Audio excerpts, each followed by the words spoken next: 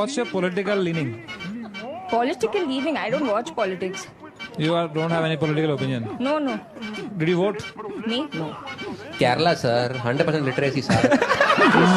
ഈ 100% ലിറ്ററസി എന്ന് പറയുന്നത് നമ്മൾ മലയാളികളെ സംബന്ധിച്ച് അഭിമാനകരമായ നേട്ടം തന്നെയാണ്. കാരണം നമ്മൾ 1991 കൈവരിച്ച ഈ നേട്ടം ഇന്നും പല സംസ്ഥാനങ്ങളും കൈവരിച്ചിട്ടില്ല.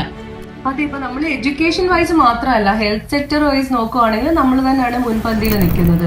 ഇപ്പൊ ഒരുപാട് ശിശുമരണ നിരക്ക് കൂടുതൽ ഇപ്പൊ കമ്പാരിറ്റീവ്ലി നോക്കുമ്പോൾ കേരളത്തിൽ കുറവാണ്. ഈവൻ ഇപ്പോ 100% ലിറ്ററസിയിൽ മാത്രമല്ല, ഇപ്പൊ ഡിജിറ്റൽ ലിറ്ററസി ആണെങ്കിലും നമുക്ക് കേരളം തന്നെയാണ് മുൻപന്തിയിലുള്ളത്. മറ്റ് സംസ്ഥാനങ്ങളെ അപേക്ഷിച്ച് നോക്കുമ്പോൾ ഏറ്റവും കൂടുതൽ ഇന്റർനെറ്റ് ആക്സസ്, അതായത് 80%ഓളം നമുക്ക് തന്നെയാണ്, കേരളത്തിന് തന്നെയാണ് കൂടുതലുള്ളത്.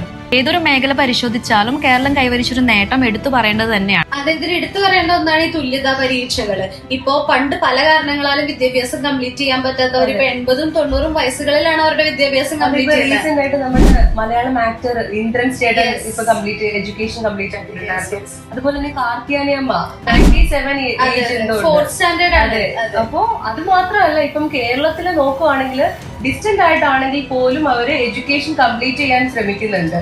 അപ്പം കേരളത്തിലെ ആൾക്കാർ കംപ്ലീറ്റ്ലി ഒരു 100% ലിറ്ററസി ആണ് നമ്മൾ ആഗ്രഹിക്കുന്നത്.